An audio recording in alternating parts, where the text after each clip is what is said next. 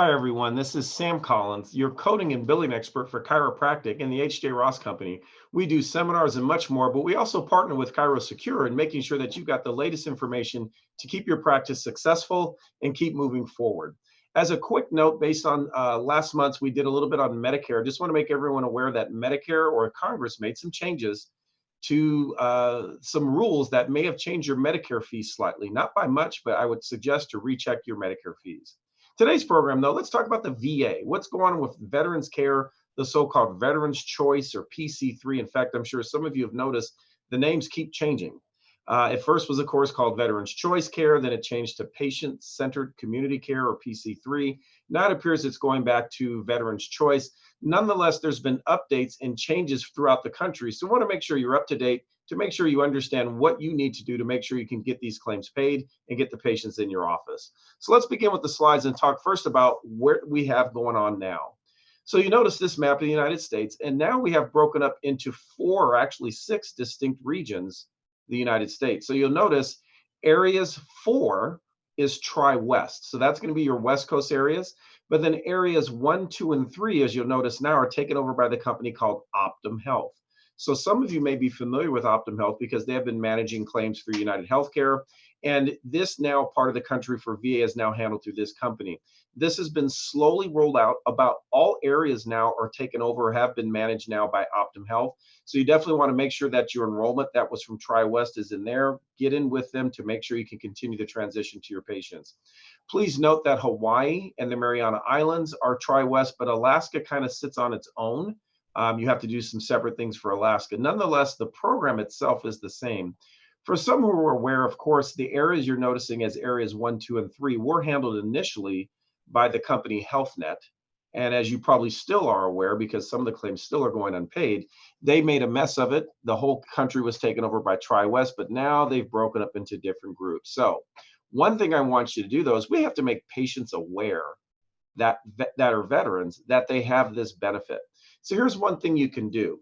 You'll notice here it says, thank you for joining. Our mission is to proudly care for veterans. So the Tri-West company is making this available on their website. So I would highly recommend all, it doesn't matter where you are, even if you're doing Optum Health, to go to the website to this section where it says triwest.com/proudly caring.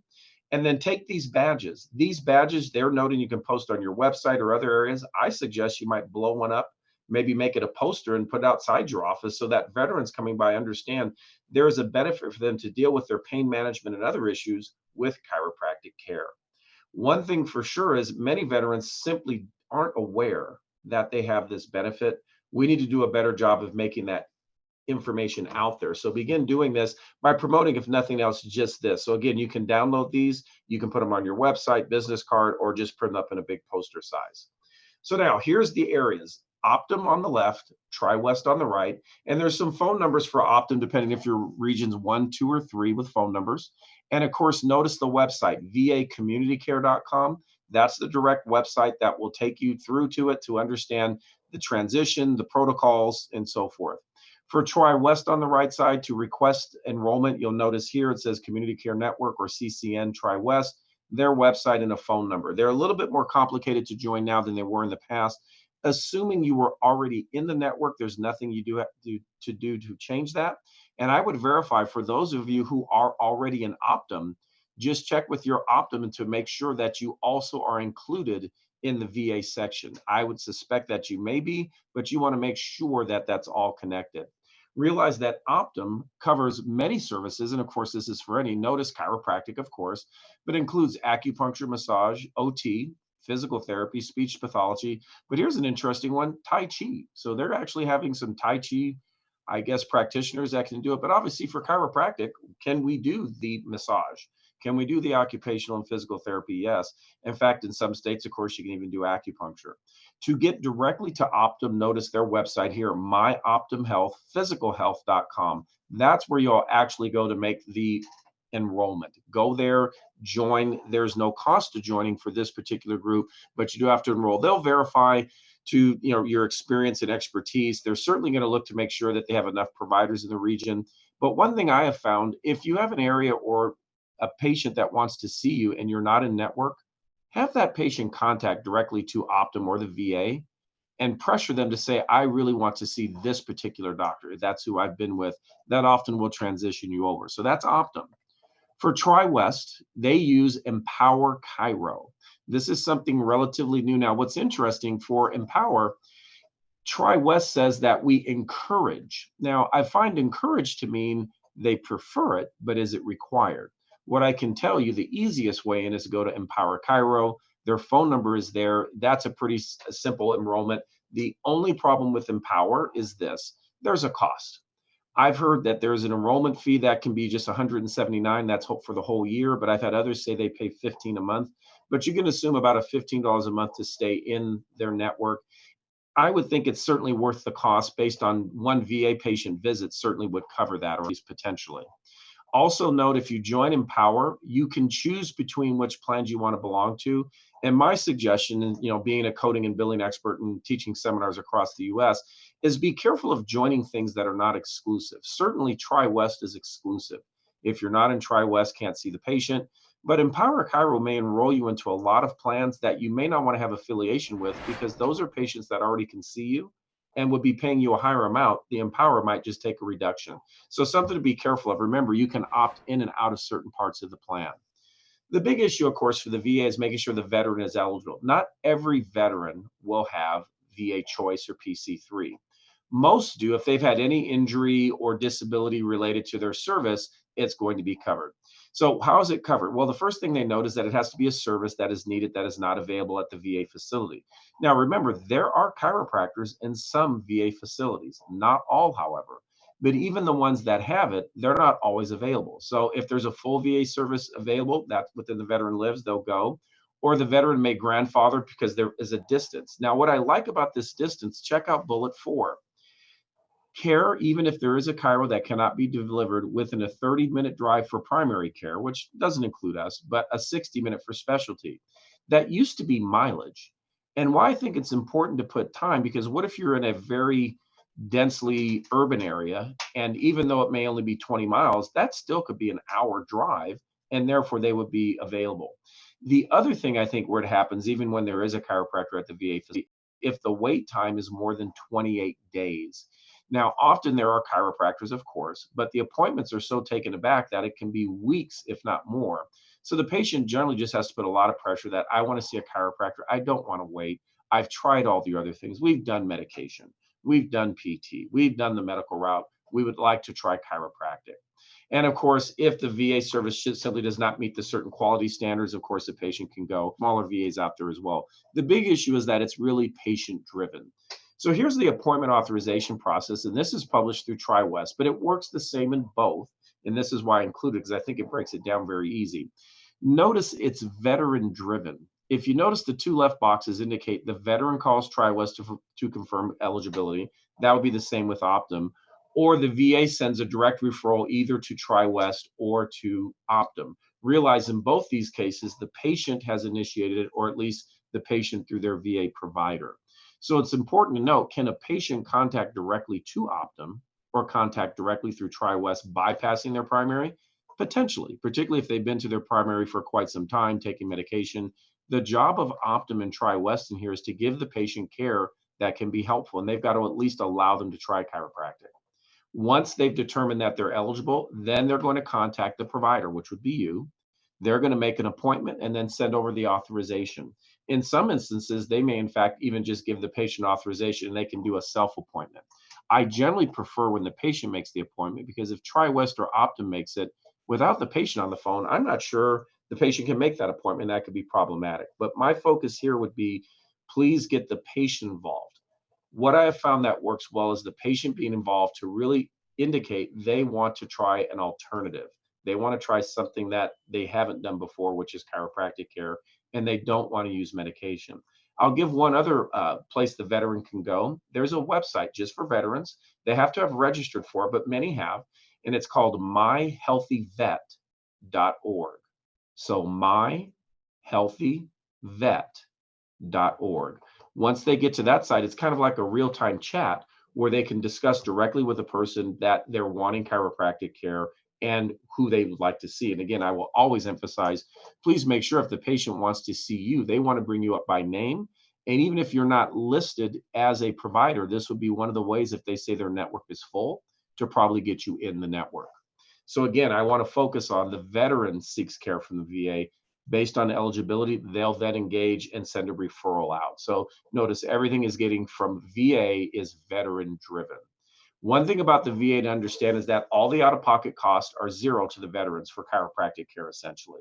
So the patients come in, no deductibles, no out-of-pocket. So it makes it certainly easy. Though I will say this, they have paid an out-of-pocket. They did military service. That being said, and I'll repeat this twice, all physical medicine codes, everything from 97010 all the way through 97799, must be appended with modifier GP.